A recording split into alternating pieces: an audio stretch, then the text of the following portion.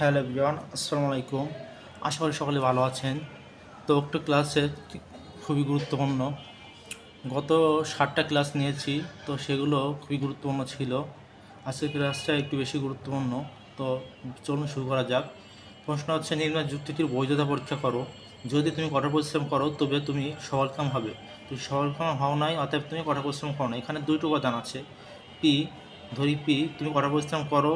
Q, তুমি কৃতকার্য হও। অর্থাৎ সফলকাম হবে এখানে বলতে এখানে কৃতকার্য হও বোঝানো হয়েছে। তো সুতরাং প্রত যুক্তি ধরি এ, পি একমুখী সত্যায়ন কিউ, অর্থাৎ তুমি কঠোর পরিশ্রম করো তাহলে তুমি সফলকাম হবে, একমুখী সত্যায়ন দ্বারা এটা বোঝানো হয়েছে।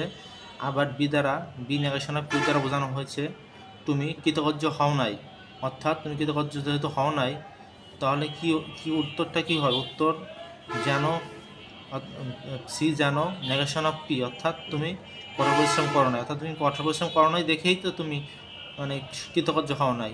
তো উত্তরটা আসছে যেন সি যেন নেগেশন অফ পি।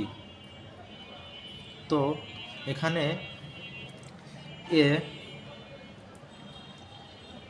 এ যোজন বি একমুখী সত্যায়ন সি, সত্যায়নটির বৈধতা পরীক্ষা করতে হবে। অর্থাৎ এটার তুমি তুমি যে কঠোর পরিশ্রম, তুমি যে সফলকাম হও নাই, এর মূল কারণ যে তুমি কঠোর পরিশ্রম করো না, এটাই প্রমাণ করতে হবে এখানে। তো এখানে পি প্রথমটা ট্রু হবে। এখানে গড় সংখ্যা হবে। গড় সংখ্যার কথা বলি।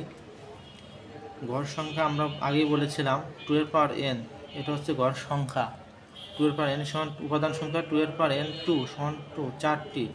আর প্রথমটা হচ্ছে আর একটা, এর সঙ্গে এক যোগ করতে হয়, সমান 5টি।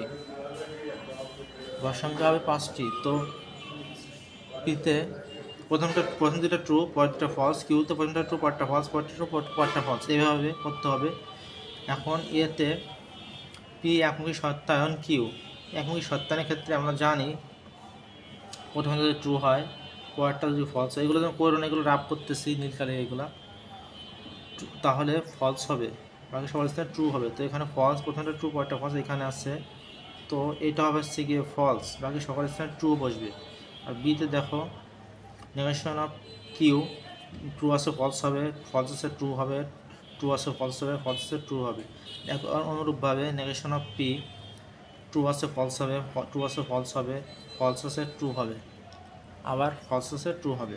এখন পি একমুখী সত্যায়ন কিউ যোজন নেগেশন অফ কিউ, অর্থাৎ এইটার সঙ্গে এইটার যোজন করলে কি হয় সেটা দেখতে হবে। যোজনের ক্ষেত্রে আমরা জানি ট্রু যোগ ট্রু, ট্রু হবে। এগুলো কিন্তু রাপ, বারবার বলতেছে এগুলো যেন কইরেন না, এগুলো রাপ। তো এখানে প্রথমটা ট্রু, পরেরটা ট্রু কোথায় আছে? শেষেরটা আছে, তো এটা ট্রু হবে। বাকি সকল স্থানে কীভাবে বসবে? বাকি সকল স্থানে কিন্তু কী বসবে? বাকি সকল স্থানে ফলস বসে যাবে।